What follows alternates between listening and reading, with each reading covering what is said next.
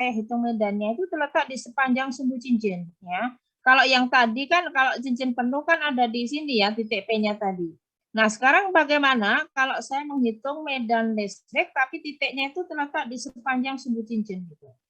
Nah, karena karena bentuknya cincin ya, bermuatan, maka di situ saya juga perlu mengambil elemen kecil gitu. Nah, terus saya gambarkan di sini letak dari cincin bermuatannya itu sumbu X-nya ya.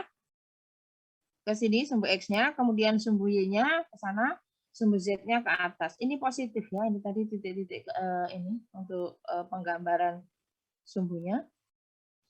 Nah, ini harusnya A ini. Ini A ya, ini aduh nulis ini perlu diganti kayaknya. Biar nggak ngaco ininya. Apa? Jarak antara ini pusat cincin dengan elemennya. Nah, terus dari sini kita ambil elemennya ya. Jadi yang ini warna abu-abu ini adalah elemen muatannya. Jadi apa sebenarnya ini cincin tipis ini ya, tapi dibuat lingkaran enggak apa-apa. Yang jelas di situ muatan terdistribusi secara kontinu sehingga saya perlu ngambil elemen kecil muatan DH-nya. Nah, jarak dari elemen DH itu ke titik yang mau saya hitung medannya, ke titik P, saya wakili di sini, itu adalah R gitu ya. Nah, kemudian jarak antara ini, O misalkan ya, yang di pusat cincinnya, dengan titik P saya nyatakan sebagai B. Jari-jari cincinnya itu saya nyatakan dengan R di sini. Ini saya tulis sebagai jari-jari cincinnya. Nah, sekarang kalau saya uraikan komponennya, karena vektor itu kan punya ini ya, bisa saya uraikan ke arah sumbu-sumbunya ya, atau komponen-komponen vektor itu. Maka di sini saya gambarkan DE-nya ke sana ya. Jadi ini DH, ini tak gambarkan ini vektor DE-nya. Nah, karena di sini kalau ini tak gambarkan ya secara 3 dimensi, maka di situ nanti komponen ya yang ini maksud saya yang tegak lurus dengan ini, yang jadi kalau tak hitung yang bagian bawah gitu ya. Ini yang ini kan juga nanti saya hitung sebenarnya yang bagian bawah sini. Atau sumbu Z yang negatif itu kan juga saya hitung. Nah, ternyata komponen yang yang tegak lurus dengan sumbu ya, yang tegak lurus dengan sumbu itu nilainya sama dengan 0.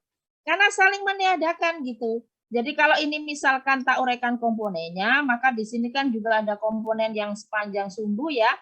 Misalkan ini tak tulis sebagai DE Y ya, yang sepanjang sumbu maksud saya. Nah, ini kan juga ada yang sepanjang sini, misalkan sumbu yang tegak lurus itu saya nyatakan sebagai DEZ-nya ya. DEZ-nya. Nah, ini saya juga hitung yang sebelah sini. Kalau misalkan nanti tak hitung yang bagian bawah maksud saya ya. Ini tak ambil garis ke sana misalkan. Nah, itu kan yang ini tak gambar juga tak komponen yang bagian bawah itu misalkan tak tulis sebagai DEZ aksen. Ya, untuk membedakan aja maksud saya. Nah, ternyata atau di sini WSDS saja ada bingung. Nah, ini kamar sebelah sini kan besarnya sama ya. Nah, ini kita jumlahkan nilainya 0 gitu. Jadi saling meniadakan. Demikian juga untuk yang ke arah sumbu Z. Ini kalau saya gambarkan ya, misalkan sumbu Z-nya nanti ini enggak ya. Maksud saya ngitung yang sebelah sana, misalkan ya, dengan yang sebelah sini. Sebentar.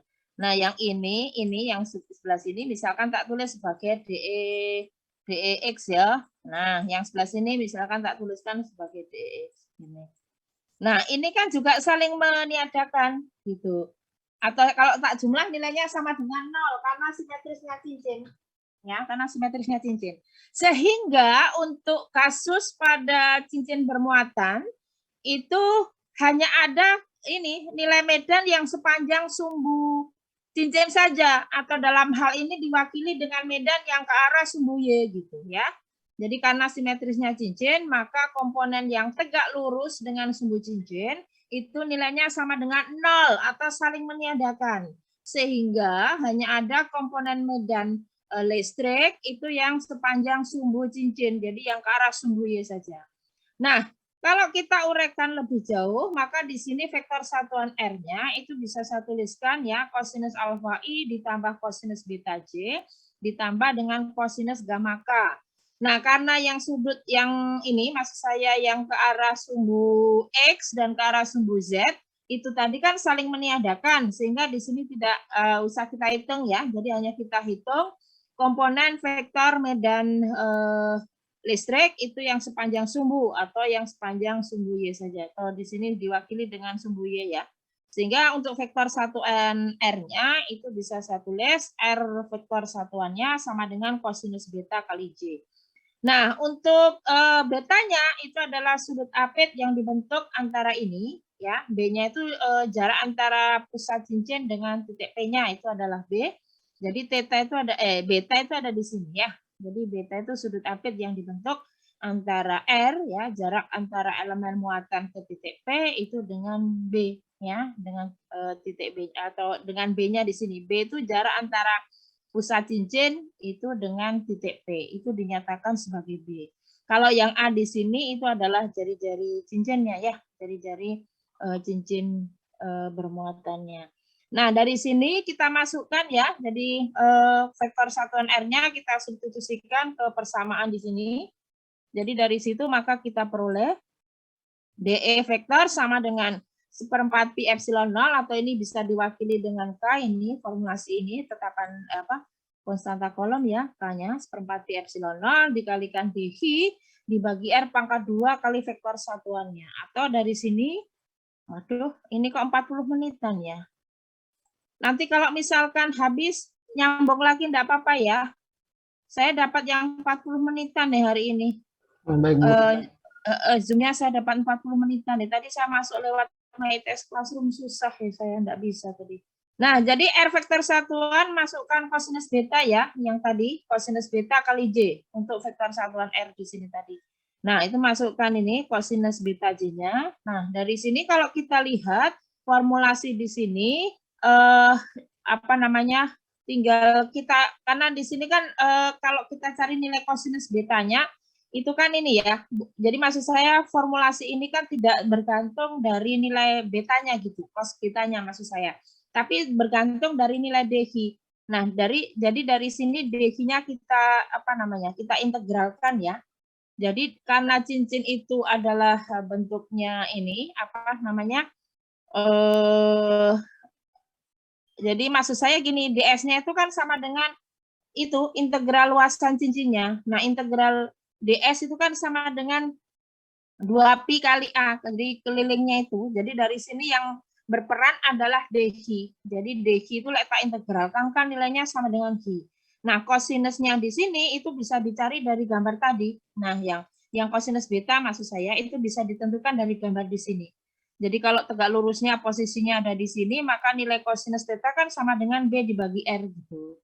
Nah, R-nya di sini nilainya kan sama dengan akar dari A kuadrat ditambah B kuadrat. Jadi nanti dari situ sebenarnya bisa ini maksud saya yang menjadi apa namanya variabel yang perlu diintegralkan itu adalah dV, maksud saya begitu. Jadi nanti rekan-rekan sebenarnya bisa mencari kosinus beta gitu. Jadi kosinus betanya nilainya sama dengan B dibagi dengan R ya, B dibagi R. Jadi kalau saya mau mencari nilai kosinus beta di sini itu sama dengan B dibagi akar dari A kuadrat plus B kuadrat. Jadi nah, kemudian R pangkat 2-nya ini sudah dituliskan semacam ini ya. Kemudian cos-nya tadi kan atau cos-nya di sini tadi kan nilainya B dibagi dengan R ya. Jadi R-nya pangkat 3/2 gitu. Sebentar ini ada yang hilang ya kayaknya.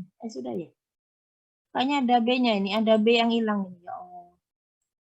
Ada B-nya yang hilang ini. Karena kan nilai kosinus theta B kosinus betanya kan sama dengan B dibagi R. Jadi letak substitusikan ke sini nilainya kan sama dengan waduh ini ada yang ini apa B-nya belum tertulis ini. Mohon maaf. Jadi K dikalikan Q muatan total dibagi dengan R pangkat 2 kali kosinus. Nah, kosinus betanya kan sama dengan B dibagi dengan R. Ya, kemudian ini vektor satuan J-nya karena sepanjang sumbu. Jadi tergantung pengambilan sumbu ya. Sumbunya tadi ke arah sumbu Y berarti vektor satuannya adalah J. Jadi dari sini ketemu nilainya sama dengan iya, perlu diralat.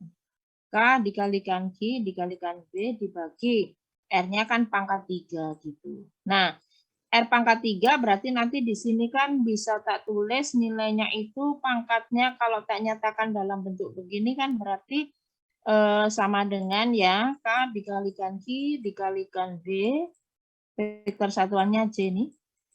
Nah, dibagi dengan ini kan berarti A kuadrat, R-nya pangkat 3/2 kan berarti A kuadrat ditambah B kuadrat.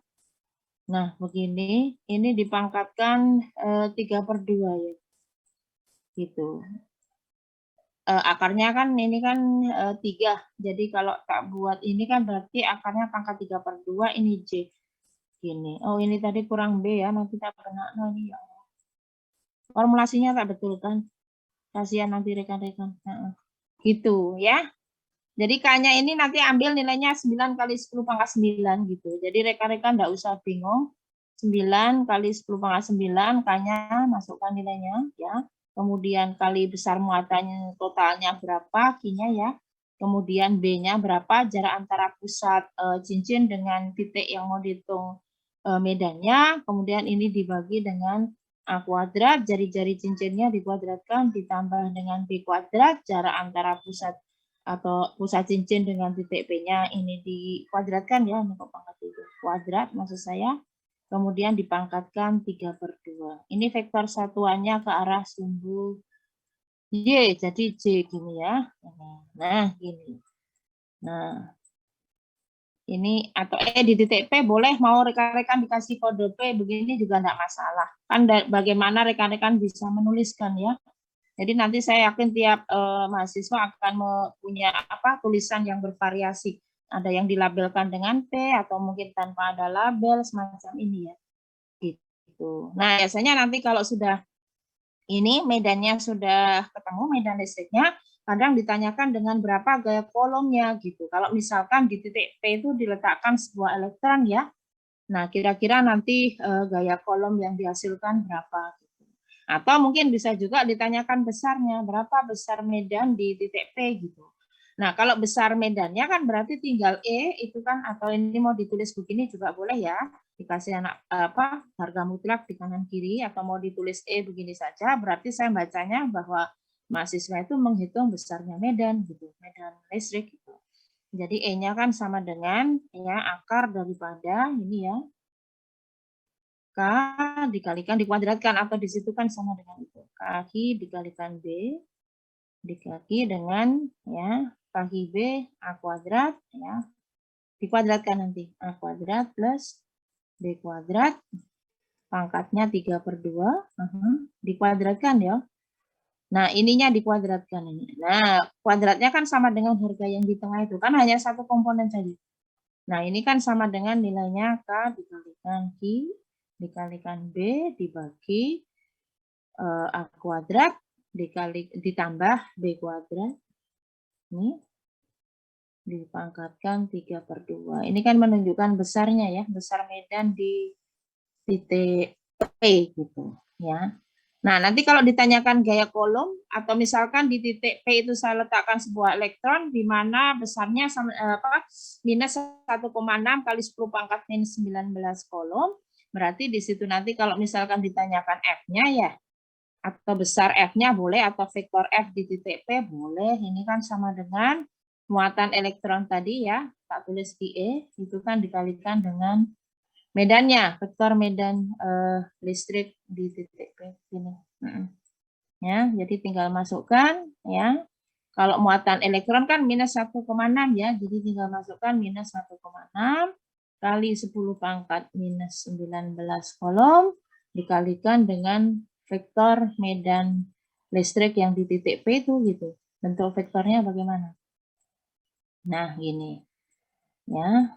Itu ya. Jadi satu soal bisa menghasilkan 3 pertanyaan ya. Ini kan sebenarnya soalnya 1, tapi bisa menghasilkan atau bisa ini 3 pertanyaan gitu. Atau mungkin yang B tadi mungkin bisa ditanyakan besar dan arah ya.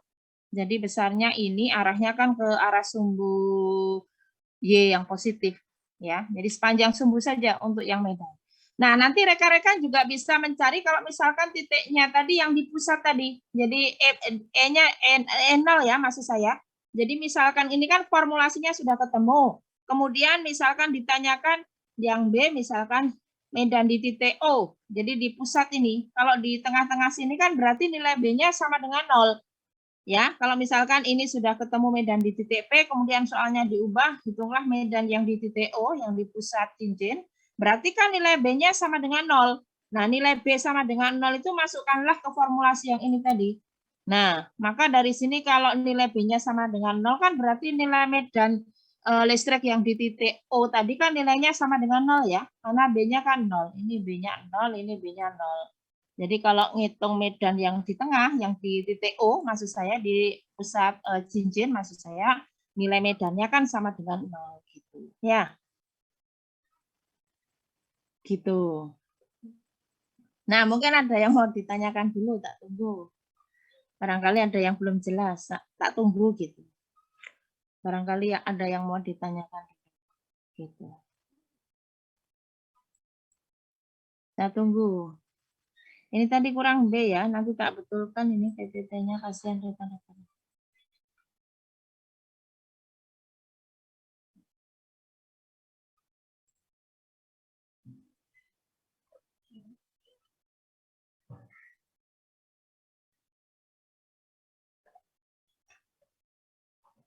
Nah, kemudian kalau kita lanjut, ini kalau bidang lingkaran bentuknya begini. Jadi bidang lingkaran itu seperti kumpulan cincin-cincin, maksud saya.